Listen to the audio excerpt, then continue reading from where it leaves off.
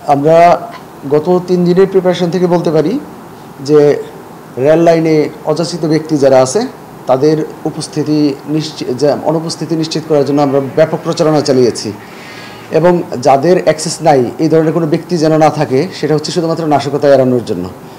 আমরা ওইখানে যারা প্রত্যক্ষদর্শী আছে এবং আমার ওই ফিল্ড লেভেলের যে কর্মকর্তা ইন্সপেক্টর মেহেদি তার কাছ থেকে জানতে পারি যে ওই যে দুজনকে গ্রেফতার করা হয় জাস্ট আগুন লাগার পরপরই ওরা ওইখান থেকে দৌড়ে পালানোর চেষ্টা করে।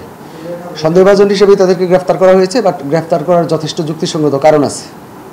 প্রথমত হচ্ছে যদি কোনো জায়গায় আগুন লাগে সাধারণ মানুষ প্রত্যেকের সেন্স থেকে তার আগুনটা নিভানোর জন্য চেষ্টা করবে বা কয়েকজনকে ডাকবে, কিন্তু তারা কিন্তু আসলে আগুন নেভানোর জন্য কোনো প্রচেষ্টা ছিল না, এমনকি কারো হেল্পও তারা চায়নি, তারা পালানোর চেষ্টা করছিল। যেই কারণে খুব স্বাভাবিকভাবে মানুষ যারা এখানে উপস্থিত ছিল তারা এবং আমার ওইখানে যারা ফিল্ড লেভেলে যারা কর্মকর্তা ছিল এবং সদস্য ছিল তারা খুব যুক্তিসঙ্গতভাবে তাদেরকে গ্রেফতার করে। বাদ বাকিটা আসলে ওইখানে দাহ্য পদার্থের উপস্থিতি কেমন ছিল বা তাদের অন্য কারোর সাথে কোনো ধরনের কোনো কমিউনিকেশন ছিল কি না, যোগসাজশ আছে কি না, এই বিষয়টা আসলে তদন্তের পরে বোঝা যাবে। বর্তমান যে সার্কামস্টেন্স তাতে তো স্পষ্ট যে নাশকতার চ্যালেঞ্জ সব জায়গায় আছে। আমরা এইসব ক্ষেত্রে এনএসআই, ডিজিএফআই, জেলা পুলিশ প্রত্যেকের সাথে টাইম টু টাইম আমরা যোগাযোগ করেছি এবং প্রত্যেকের কাছ থেকেই ইনফরমেশন আছে যে এই সময়টাতে সাবোটাজ ঘটার যথেষ্ট পরিমাণ সম্ভাবনা আছে। তার প্রেক্ষিতেই আমরা প্রচারণা চালিয়েছি যে অনাকাঙ্ক্ষিত কোনো উপস্থিতি সাধারণ লোকের যেন রেল অঙ্গনে না থাকে। এখন তাদের বিরুদ্ধে যেহেতু তাদেরকে ওই ঘটনাস্থল থেকে গ্রেফতার করা হয়েছে, তাদের বিরুদ্ধে আমরা নিয়মিত মামলা দেব। মামলার তদন্তে তারপর বোঝা যাবে আসলে তারা কতটুকু দোষী অথবা তারা কি নির্দোষ কিনা। আমরা আসলে প্রথমত চেষ্টা করি কোনো অপরাধ সংগঠনের আগে সেটা প্রতিরোধ করার জন্য। সেই কারণে প্রতিকারমূলক স্টেপস আছে, সেটা হচ্ছে আমরা অ্যাক্সেস কন্ট্রোল করেছি। আমাদের যে মেটাল ডিটেক্টর আছে তার মাধ্যমে আমরা প্রত্যেকের বডি সার্চ করে স্টেশনে ঢুকাচ্ছি।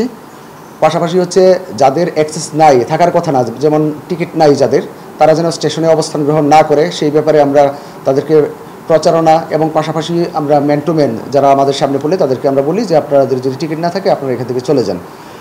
আর ইন্টারনালি আমরা দেখি যে যাত্রী বেশেও এখানে সাবোটাজের ঘটনা ঘটতে পারে।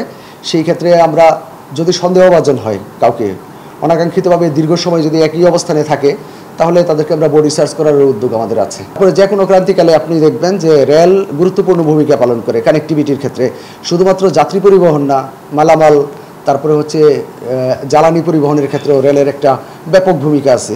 সেই কারণে রেলকে যদি বিচ্ছিন্ন করা যায় বা অচল করে দেওয়া যায় যে কোনো ধরনের আন্দোলনে সফল হওয়ার সম্ভাবনাটা একটু বেশি আছে।